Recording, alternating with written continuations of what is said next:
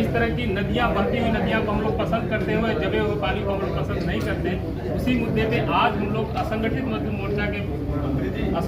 मोर्चा के साथियों ने एक निर्णय लिया। निर्णय से पहले हम लोगों ने एक अपना मेमोरेंडम बनाया। हमारे मेमोरेंडम 11 मांगे हैं। 11 मांगों में ये था कि स्थानीय सूबे क्या होनी चाहिए और उस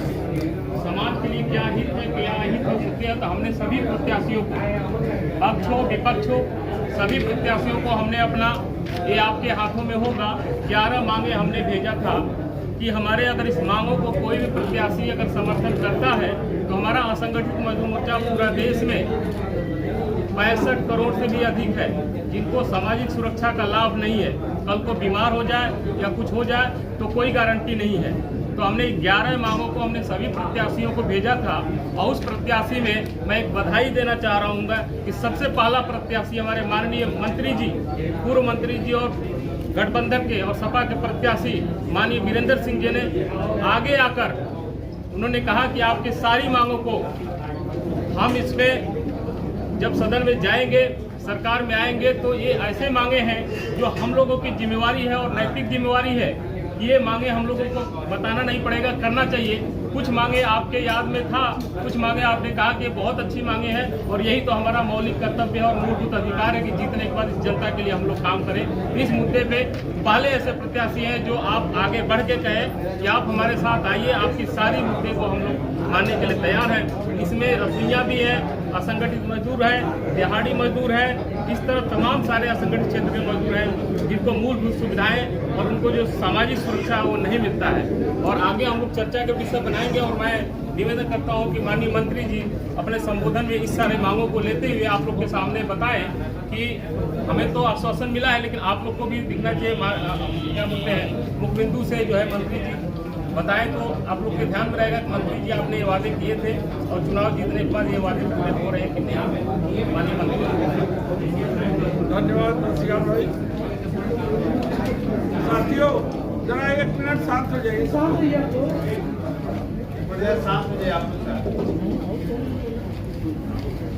इस देश में हमेशा से 2 विचारधाराओं की लड़ाई और टकराहट होती थी। एक वो लोग थे जो सामंतवादी व्यवस्था, पूंजीपतियों के समर्थक, और दूसरे वे लोग जो समाजवादी व्यवस्था के तहत गांव, गरीब, किसान, मजदूर की लड़ाई लड़ने और उनको हक और हकूक दिलाने की बात करते हैं। संयोग से हम लोग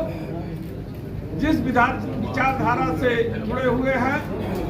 इंडिया गठबंधन के सारे घटक दल हमारे उस समाजवादी विचारधारा के साथ जुड़े हुए हैं कि जो देश के किसान, मजदूर, गरीब और कमजोर तबकों को न्याय दिलाने की वकालत करता है और उसकी हिस्सेदारी भी तय करता है। आप लोगों ने देखा होगा कि इस देश की सरकार ने सबसे पहले कानून में बदलाव दे करके श्रम कानून को बदला। पहले 8 घंटा श्रमिक काम करता था और 8 घंटे के बाद 9वें घंटे जब उसको कोई मालिक या फैक्ट्री वाला उससे काम लेना चाहता था तो उससे ओवर टाइम दिया जाता था। लेकिन श्रमिक कानून में बदलाव करके भारत सरकार ने मजदूरों के उन अधिकारों को जो है वापस ले लिया या खत्म कर दिया, जिसमें मजदूर अगर उसको बिना कारण कोई निकाल देता है अपनी फैक्ट्री से तो सवाल भी नहीं पूछ सकता। उसका जो मिनिमम वेज है, उस मिनिमम वेज के अधिकार को भी उन्होंने खत्म कर दिया।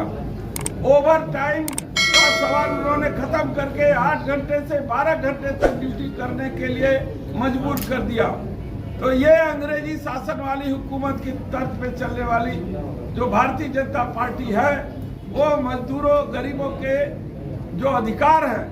और उनकी जो जेन्युइन मांगे हैं उस पर भी जो है वो काम नहीं करती। आज हमारे पास ये असंगठित मजदूर मोर्चा के जो सदस्य हैं, पदाधिकारी हैं, सब लोग हमसे कुछ दिन पहले मिले। मैंने उनको भरोसा दिलाया कि आपकी मांगे तो हमारे मैनिफेस्टो में है। हम तो मनरेगा के तहत 450 रुपए पर डे कम से कम कर रहे हैं, लेकिन हम उससे भी बढ़ करके आपको हम ये भरोसा दिलाना चाहते हैं कि जो हमारे मैनिफेस्टो में कहता है कि हम ठेका पद्धति खत्म कर देंगे। जो गुजरात से आकर के यहाँ फैक्ट्रियों में हमारे लोगों को काम दिलाने का ठेका ले रखे हैं, 5,000, 10,000, 8,000 महीने का जो है कि उनको तनख्वाह दे करके उनका शोषण कर रहे हैं, वो लोग, उन लोगों को जवाब देने की जरूरत है। साथियों, मजदूर का अधिकार है और मजदूर जब काम करता है तो अपने पसीने की कमाई खाता है और वो असंगठित मजदूर की आवाज इसलिए नहीं बन पाती कि ये ऊपर बैठे लोग इनकी आवाज को दबा देते हैं, इनके हक अधिकार को छीन लेते हैं। जो इनकी जेन्युइन कमाई है, जो पसीने की कमाई है, जो इनका अधिकार है, जो इनके बाल बच्चों की सुरक्षा का सवाल है, उनका जो हक हकूक है, वो सारे हक हकूक को जो है पर डाका डालते हैं। उनकी रक्षा करने का, उनकी आवाज को सदन में उठाने का, उनकी बात रखने की बात और पूरा भरोसा हम आज आप लोगों के सामने असंगठित मजदूर मोर्चा को देते हैं कि आपका जो जेन्युइन अधिकार है, ये जितनी मांगे हैं, वो सारी मांगों को हम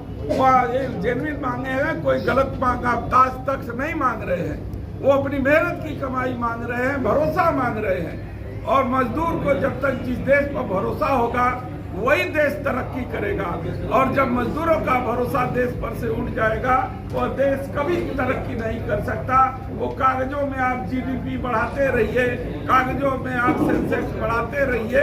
लेकिन धरातल पे आम आदमी, आम मजदूर, किसान, दुकान, असंगठित मजदूर मोर्चा और असंगठित मजदूर मोर्चा ये समिति के सारे लोग जो उनके हक और हुकूक की लड़ाई लड़ रहे हैं, वो उस संदर्भ में आज हमारे पास आए और उन्होंने विभिन्न मांगों को लेकर के हमसे बातचीत कि कैसे इनका जीवन सुरक्षित हो, कैसे इनके बच्चों को एक भविष्य सुरक्षित हो, इनको इनका अधिकार मिले, और इस बात को लेकर के जो ठेके पर मजदूर रखे जा रहे हैं उनका भविष्य कैसे होगा, पूरी चर्चा के बाद उन्होंने ज्ञापन दिया जिसको हम सहर्ष स्वीकार किए और इनको भरोसा दिलाए कि यदि आप लोगों के आशीर्वाद से यदि हम देश की सबसे बड़ी पंचायत में जाते हैं तो वहाँ पे आपकी सभी मांगों को हम जो है सदन के सामने रखेंगे और मजदूरों के हित में हम जो है इसकी लड़ाई लड़ेंगे और न्याय दिलाने का काम करेंगे। और किसी संगठन और आप देखिए, आज आप लोग हैं जागो राजभर जागो, जो एक संस्था है जो सड़क से लेकर के न्यायालय तक अपने समाज को अनुसूचित जनजाति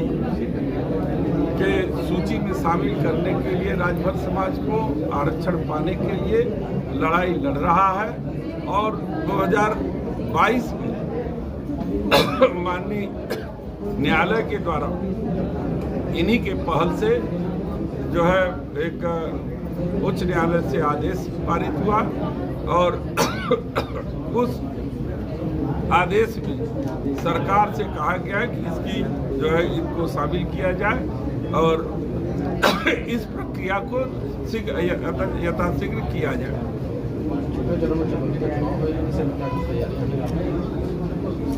चुनाव तो जनता लड़ रही है, जिसके साथ अन्याय हुआ है, जो आज तक झूठे वादों के साथ चले गए हैं, चाहे वो किसान हो, चाहे वो आम गांव का नागरिक हो, मजदूर हो, सब लोग भारतीय जनता पार्टी के खिलाफ संगठित होकर के पीडीए के साथ जुड़ रहे हैं, इस प्लेटफॉर्म पे आ रहे हैं और संविधान बचाने के लिए इस बार लड़ाई जो है मिल करके लड़ेंगे और भारतीय जनता पार्टी को परास्त करेंगे। मैंने तो पहले कह दिया कि इनकी कोई भी ऐसी मांग नहीं है कि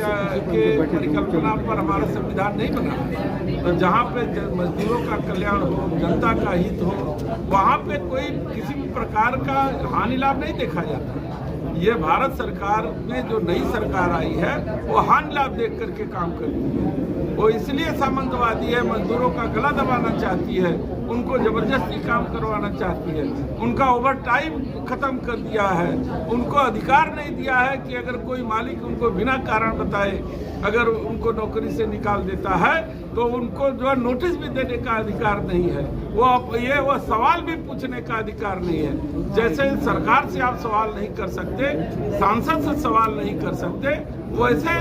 आप इस सरकार ने जो बड़े उद्योगपतियों को कह दिया है कि आप किसी को कान पकड़ के बाहर कर दीजिए और जो है कि आपसे सवाल करने का अधिकार मजदूर को जो श्रम कानून में था उसको उन्होंने खत्म कर दिया। एक सवाल है, अमूमन चुनाव के दरमियान जो है किसी भी पक्ष के नेता विपक्ष के नेता की तारीफ नहीं करता। आपसे थोड़ी देर पहले आपने कहा कि बहन मायावती ने जो है पूर्व सीएम ने एक सफाई कर्मियों की भर्ती की थी और हवाला आपने दिया था कि जो इस समय मिड डे मील की जो खाने की जो योजना चली थी बच्चों के लिए, उनकी रोजगार खत्म हो चुकी है और सफाई कर्मियों के लिए मायावती की आपने तारीफ की है, तो क्या इसको समझें? देखिए, ये तारीफ को समझ सकते हैं या उनके द्वारा दिए गए निर्णय समझ सकते हैं। तो जो निर्णय जनहितकारी होगा,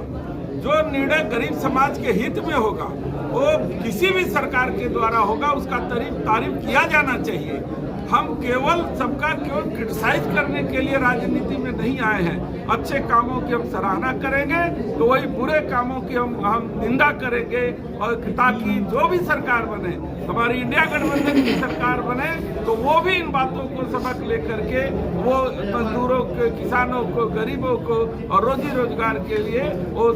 ऐसा साधन पैदा करे कि जो बेरोजगार आज हर गांव में घूम रहे हैं उनको रोजी रोजगार मिल सके। आपने देखा होगा कि हमारे जो भारी उद्योग के मंत्री हैं, एक छोटा सा कारखाना भी अपने क्षेत्र में नहीं लगाए हैं। वो शिक्षा मंत्री रहते हुए भी एक तो छोटा सा स्कूल नहीं खुलवाए हैं। इसलिए जिन आशाओं के साथ चंदौली की जनता ने अपने सांसद को चुना था, आज उनसे सवाल कर रही है कि आप अपने मंत्रालय के माध्यम से इस चंदौली की धरती पर क्या किया। एक सवाल होगा, जिस क्षेत्र से आप लड़ रहे हैं, चंदौली लोकसभा संसदीय क्षेत्र में महेंद्र नाथ पांडे हैं, स्किल का उनके पास एक बहुत बड़ा मंत्रालय था स्किल इंडिया के अंतर्गत में, तो कितने आपको लगता है कि कुछ यहाँ पर जो असंगठित मजदूर मोर्चा के तहत भी आप पीसी कर रहे हैं, और इसमें क्या कुछ इंडस्ट्रियल फंड और भी लगे हैं या केवल ये हवाई रहा मामला भी था? देखिए, आप जाकर के पूरा चंदौली घूम रहे हैं। मैं लगभग 2.5 महीने से मैं हर गांव में घूम रहा हूं और यही खोजने का प्रयास कर रहा हूं कि कौशल विकास मंत्री होते हुए भी कितने ट्रेनिंग सेंटर खोले, किसको प्रशिक्षण दिया, किस किसान के बेटे को उन्होंने ऐसी व्यवस्था की जिससे रोजी रोजगार का जो है इंतजाम हो सके। तो न रोजगार के क्षेत्र में काम किया, 1 मीटर तक नहर जो पंडित कमलापति त्रिपाठी ने जितनी नहरें खुदवा रखी थी, उसके बाद 1 मीटर भी नहर माननीय सांसद जी ने उसको बढ़ाई नहीं। आज भी जो है कि वहाँ बहुत से ऐसे क्षेत्र हैं जहाँ पानी की समस्या बनी हुई है। लगातार आश्वासन पे आश्वासन। बौरी क्षेत्र में मैं कल था, वहाँ के लोग बताए कि लगातार 10 साल से आश्वासन मिल रहा है कि हम उस पंप कैनाल को गंगा के पंप कैनाल से जोड़ देंगे, पानी का इंतजाम किसानों को हो जाएगा, लेकिन नहीं।